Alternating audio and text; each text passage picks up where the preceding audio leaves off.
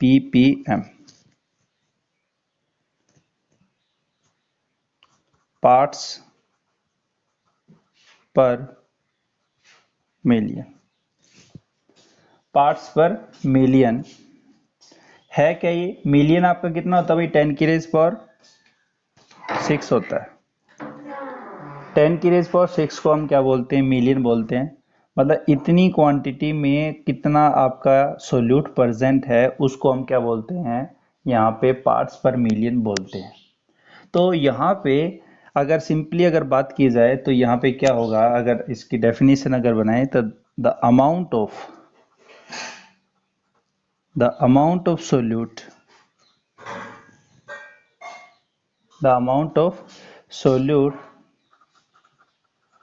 which is present in 10 की raise power 6 parts by weight of solution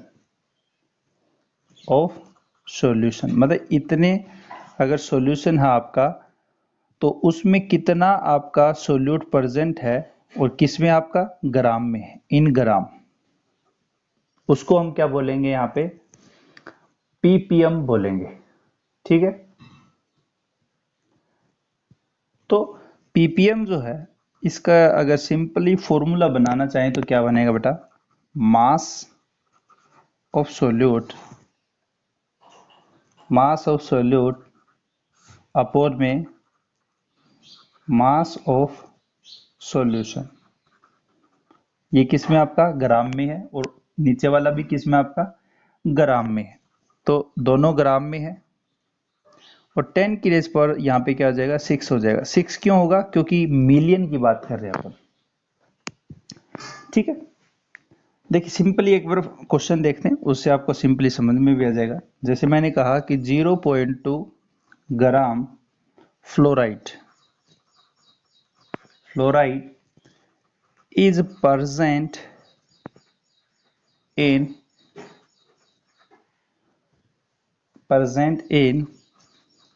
500 gram toothpaste, then calculate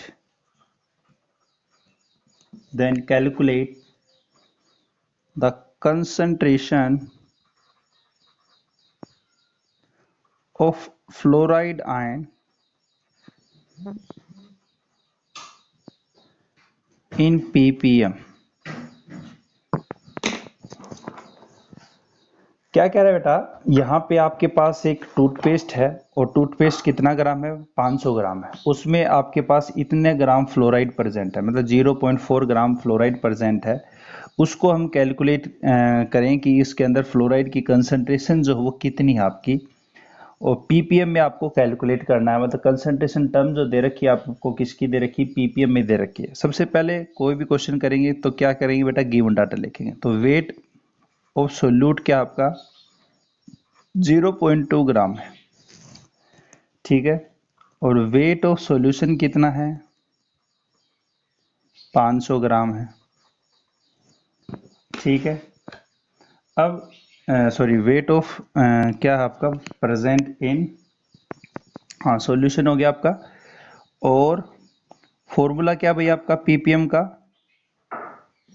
weight of solute को B से denote करते थे, upon में weight of solution into में 10 की raise power 6। WP कितना आपका? 0.2 अपॉन में कितना? 500 इंटू में 10 की रेज पावर 6। इसको सोल्व करो, कितना आएगा भाई? 400 आ रहा है, बिल्कुल 400 ppm। ppm मतलब यूनिट है, ppm मतलब पार्ट्स पर मिलियन। इतना आपका ये आंसर आ रहा है। देखिए ये जो कंसंट्रेशन टर्म है वो किसके लिए काम में आती है? इसको अगर अपन नॉर्मल भाषा में बात करें, जैसे आपके पास सपोज कीजिए 1 गिलास वाटर है। ठीक है, 1 गिलास आपके पास वाटर है, उसके अंदर फ्लोराइड की मात्रा है। वो फ्लोराइड की मात्रा कैसे आप डिटरमाइन करते हो? वो जो कंसंट्रेशन है उसकी जो अमाउंट है फ्लोराइड की, आपकी 1 ग्लास ऑफ वाटर के अंदर, वो जो डिटरमाइन करते हो, वो जो कंसंट्रेशन टर्म यूज करते हो, वो पीपीएम की यूज करते हो। देखिए फ्लोराइड जो होता है वो ऐसे तो आता नहीं आपका, कहीं पे ज्यादा होता है कहीं पे कम भी होता है। तो जो अमाउंट सॉल्यूशन के अंदर बहुत कम मात्रा में पाई जाए, वेरी लिटिल अमाउंट में पाई जाए, उस केस में हम पीपीएम का जो आपकी ये कंसंट्रेशन टर्म है उसको यूज करते हैं। तो एक नोट करके एक बात लिख देना कि ये जो आपकी कंसंट्रेशन टर्म है वो कब यूज होती है, तो इसमें लिखना this concentration term basically used when solute is present in trace amount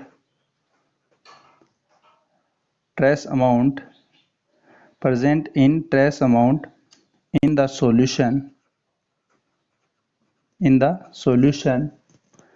known as ppm, ये भी बोल सकते हो आप। ठीक है, उस केस में हम क्या यूज करते हैं, पीपीएम कंसंट्रेशन टर्म का यूज करते हैं।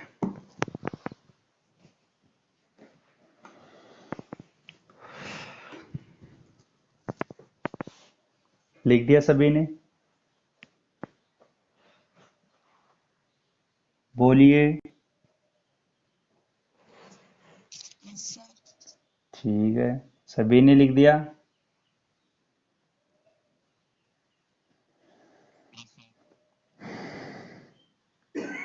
ठीक है, चलिए एक क्वेश्चन करते हैं, कितना समझ में आया अभी पता चल जाएगा आपका।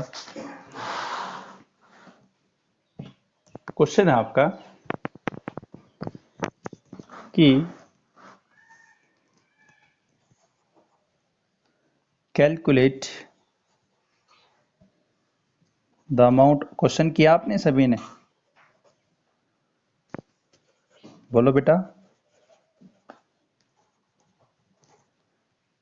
क्वेश्चन किए हैं क्या इनके?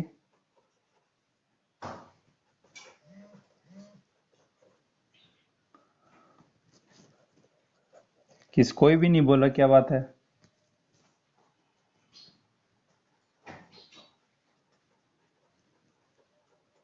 चलो कोई बात नहीं। क्वेश्चन लिखा है कि calculate the amount of oxalic acid required to make 250 semi molar solution. Semi molar solution का मींस क्या है, 1/2 m आपको दे रखा है। आपको ऑक्सैलिक एसिड की अमाउंट निकालनी है, फटाफट निकाल दो। ऑक्सैलिक एसिड फटाफट निकालो।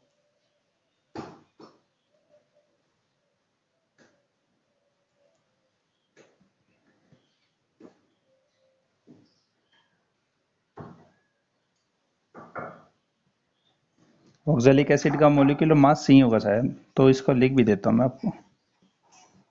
ऑक्सैलिक एसिड आपका ये होता है COOH और 2H2O। पहले तो मेरे को इसका मोलिकुलर मास निकाल के बताओ फटाफट। मोलिकुलर मास कितना है इसका, जल्दी बताओ। सबसे पहले मोलिकुलर मास कैलकुलेट कीजिए ऑक्सैलिक एसिड का।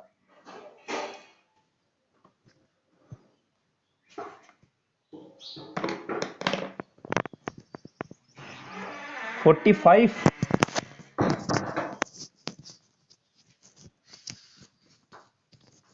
फाइव निकाला है क्या?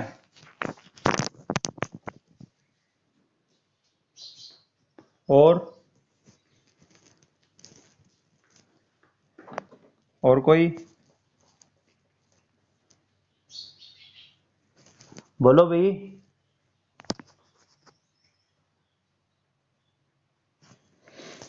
बेटा यहाँ पे कितने निकाला, कार्बन 12, कितने कार्बन है, 2 हैं, ठीक है। एक ऑक्सीजन कितना होता है, 16, 16 इंटू 4 प्लस में 1 इंटू 2 प्लस में वाटर कितना होता है, 18, कितने हैं, 2 हैं। इसको जोड़ के बताओ मेरे को फटाफट। 12 दूनी 24, 16 चौक 64, 2 18 दूनी 36, चार दूनी आठ, आठ दो 10, 10 16 6, 126। इतने आ रहे हैं क्या? देखो चेक करना एक बार। यही है क्या? बोलो भाई।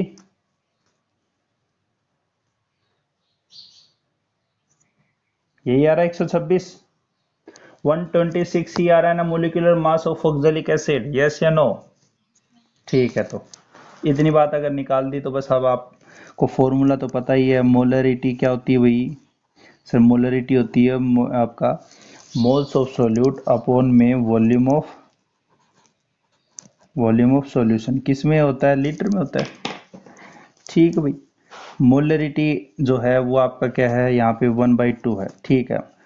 मोल्स आपको क्या निकालने? अमाउंट निकालनी। अमाउंट मतलब WB अपॉन में MB अपॉन में वॉल्यूम ऑफ सॉल्यूशन कितना? 250 ml में है तो इसको लीटर में बदल दिया। ठीक है भाई। इसको MB को यहाँ पे लिख कर दें। क्या निकालना आपको? अमाउंट ये निकालना WB।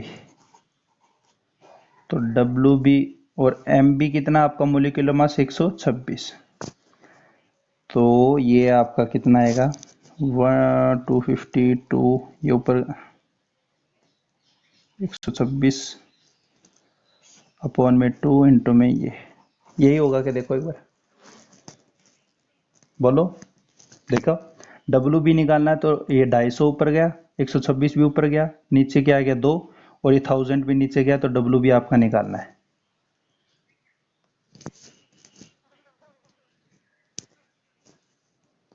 बोलो भाई, कुछ तो बोलो।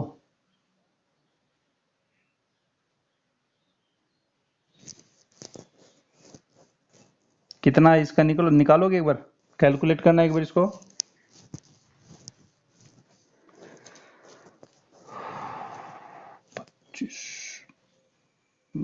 चार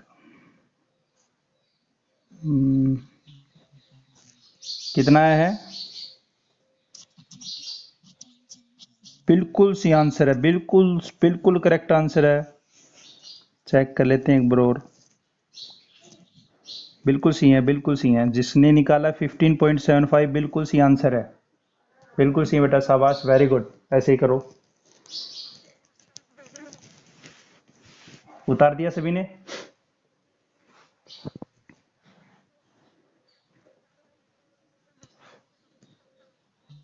हाँ, क्या उतार दिया सभी ने? नोटबुक नीचे करूं? कर दे, कर दे।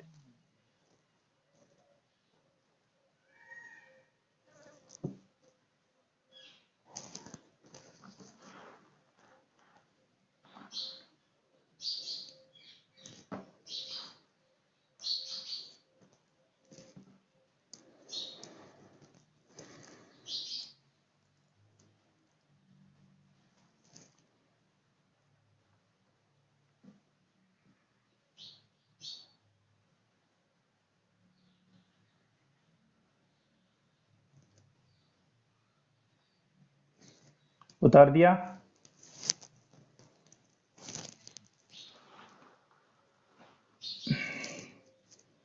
जल्दी करो।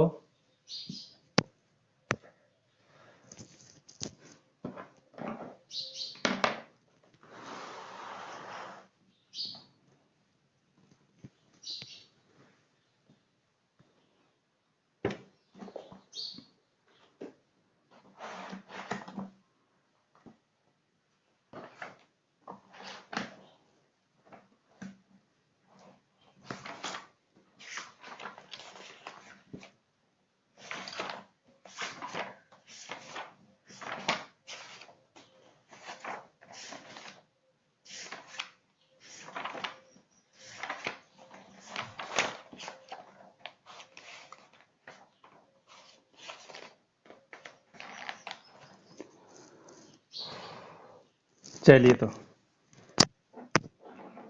आगे कौन सी कंसंट्रेशन है? नॉर्मलिटी की। हेडिंग लिख दो, नॉर्मलिटी। तो नॉर्मलिटी क्या देगी? सबसे पहले मोलरिटी क्या थी आपकी? मोलरिटी क्या है? मोलरिटी क्या है और नॉर्मलिटी क्या है? देखिए, मोलरिटी क्या थी कि आपके पास 1 लीटर कोई सॉल्यूशन है, उसके अंदर कितने मोल प्रेजेंट हैं सोल्यूट के, ये थी मोलरिटी। और यहाँ पे मोलरिटी क्या थी कि आपके पास 1 kg सोलवेंट है, ये ध्यान रखना है, उसमें कितने मोल प्रेजेंट हैं आपके सोल्यूट के, ये मोलरिटी थी।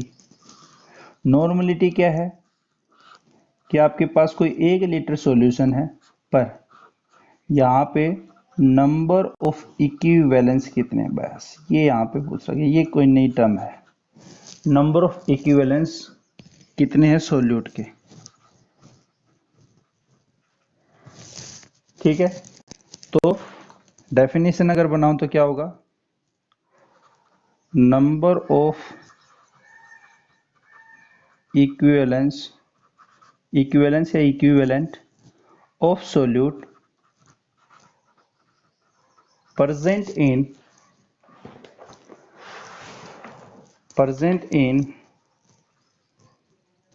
per liter ऑफ सॉल्यूशन, मतलब 1 लीटर सॉल्यूशन में known as normality. 1 litre solution में कितने इक्विवेलेंट हैं आपके सोल्यूट के, उसको क्या बोलते हैं?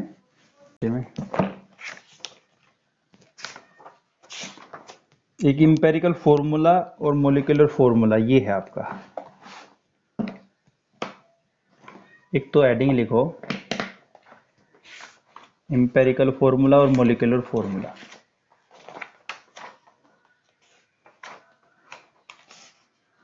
चलिए, हेडिंग लिखो empirical formula, empirical formula and formula.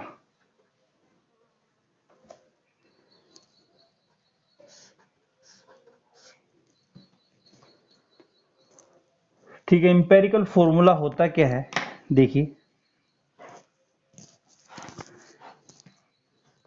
देखिए मॉलिक्यूलर फॉर्मूला अगर बात करें तो मॉलिक्यूलर फॉर्मूला जो है, अगर सपोज कीजिए अपन बात करें यहाँ पे कोई भी मॉलिक्यूल ले लेते हैं, जैसे अपने पास कोई एग्जांपल है ब्यूटेन का।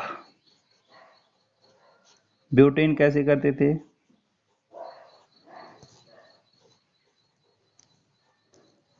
कार्बन एंड कंपाउंड में आपका आता था।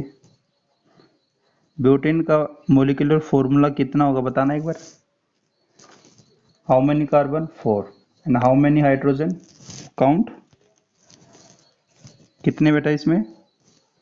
4 4 और 10, मतलब ब्यूटेन का फॉर्मूला C4H10 है, ये इसका फॉर्मूला होता है।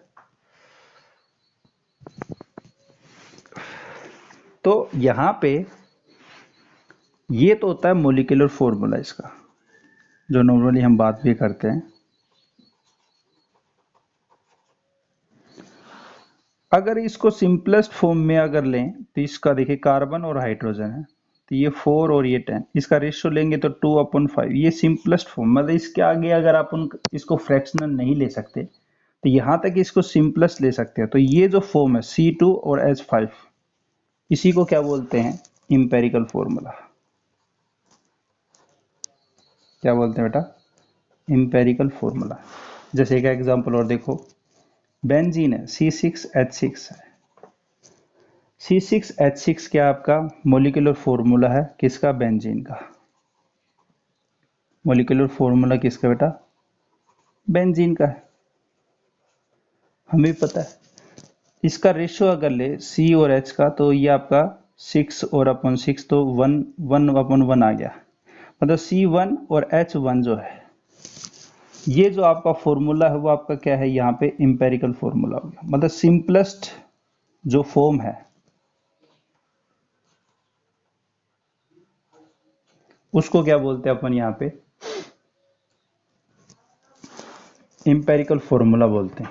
अगर इसकी डेफिनेशन लिखना चाहें, ये लिख दिया कि एक बार ये बताओ, लिखो एक बार बेटा इसको।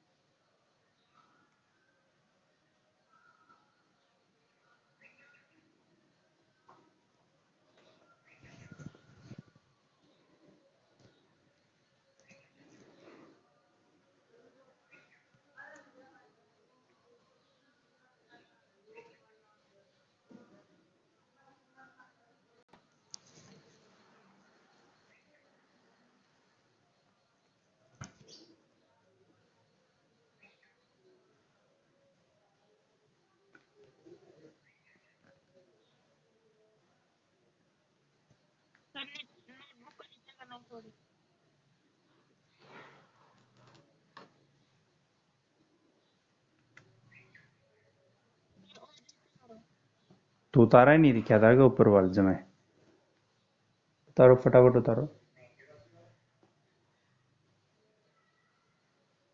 उतार दिया।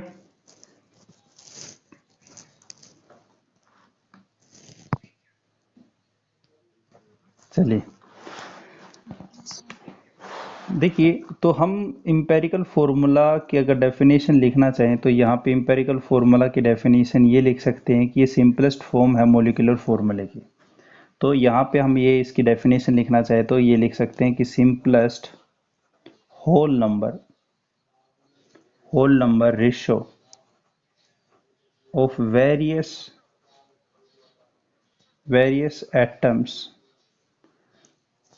Atoms present in a compound. एक तो डेफिनेशन ये हो सकती है, ठीक है।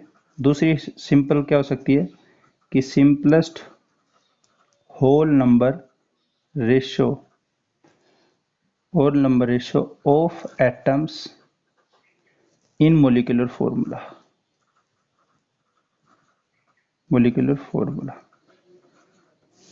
ठीक है। मोलिकुलर फॉर्मूला क्या होता है? मोलिकुलर फॉर्मूला तो एग्जैक्ट आपको नंबर बताएगा, किसका बताएगा? एटम्स का बताएगा। मतलब यहां पे हम कह सकते हैं कि exact number of different types of atoms present in a compound. किसी भी पर्टिकुलर कंपाउंड में एग्जैक्ट कितने नंबर हैं डिफरेंट टाइप ऑफ एटम्स के। जैसे अगर अपन बात करें यहाँ पे ब्यूटेन की, तो ब्यूटेन में C4 होंगे और H10 होंगे। इसी तरह से बेंजीन है, बेंजीन में C6H6 होंगे। इसी तरह से इथेनॉल की अगर बात करें तो इथेनॉल में आपका कितना होगा? C2H5OH होगा। मतलब ये आपके फिक्स नंबर होते हैं इसके। एक बात और भी है कि जो इंपेरिकल फॉर्मूला होता है वो दो एलिमेंट का सेम भी हो सकता है। तो empirical formula of two compounds may be same. पहले एक बार ये लिखो, फिर इस बात को मैं बताता हूँ। पहले ऊपर वाली जो लैंग्वेज है वो लिखो बेटा। पहले इंपेरिकल फॉर्मूला की डेफिनेशन लिखो, फिर मोलिकुलर फॉर्मूला की डेफिनेशन लिखो, उसके एग्जाम्पल, फिर उसके बाद बात करते हैं।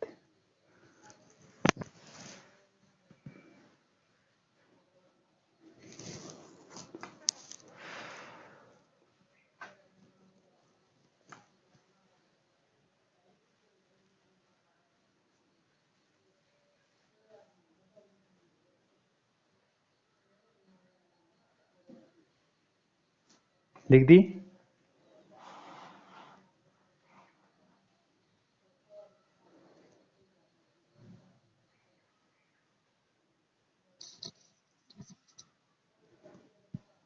लिख दो, फटाफट लिख दो।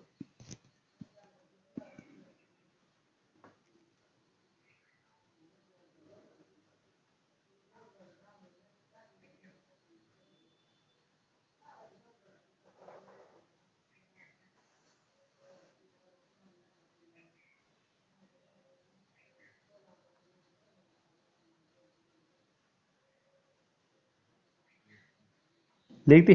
चलिए, देखिए लास्ट मैंने ये लिखा कि empirical formula of two compounds में बी सेम। ये कैसे हो सकता है? देखिए, लिख दी। तुम आगे टर्न करो बेटा पेज, बोलो।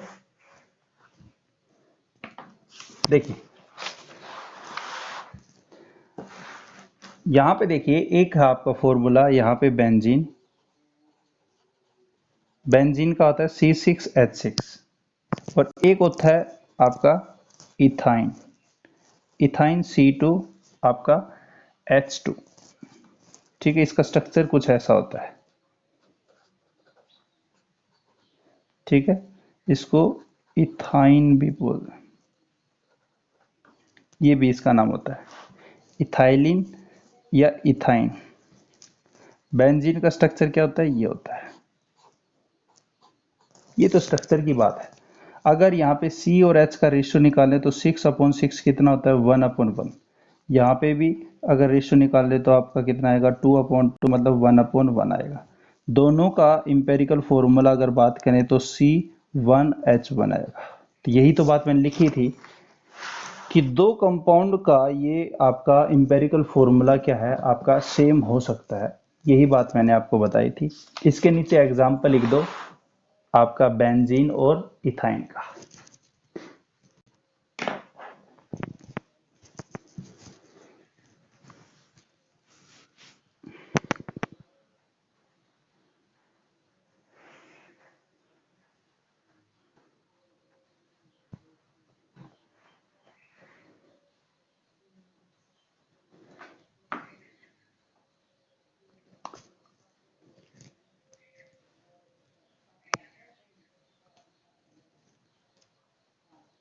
लिख दिया।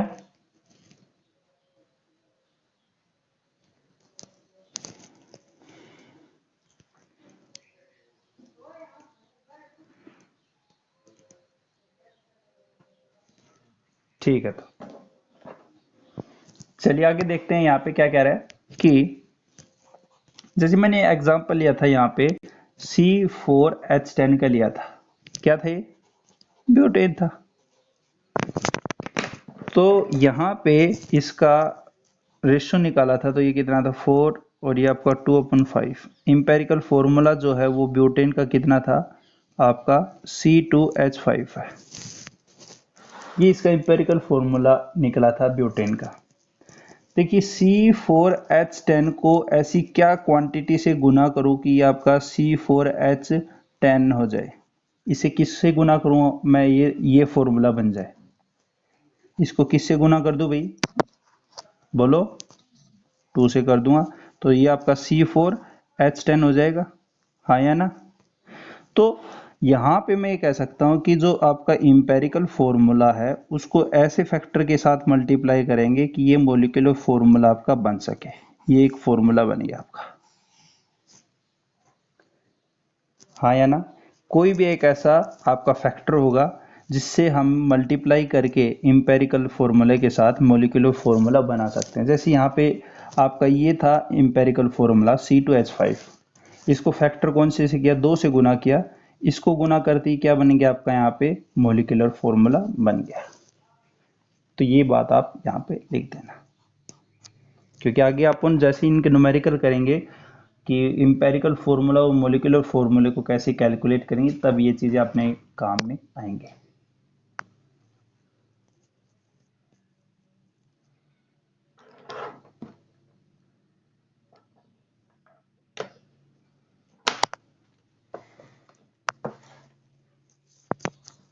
उतार दी सभी ने?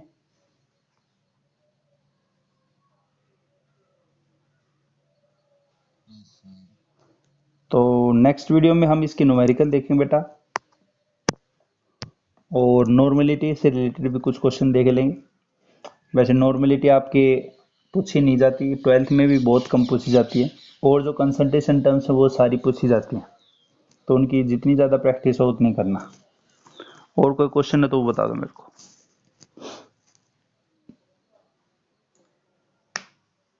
कोई क्वेश्चन है बेटा?